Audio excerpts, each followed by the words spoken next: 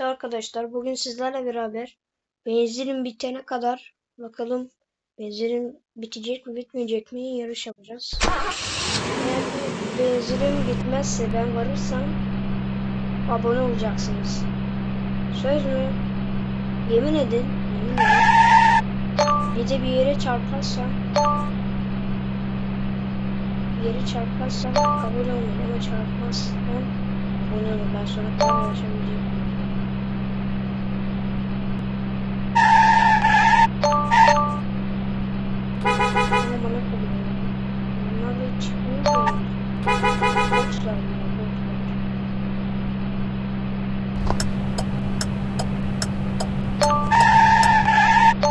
Oy bakın şurada ne yazıyor? Her futbol.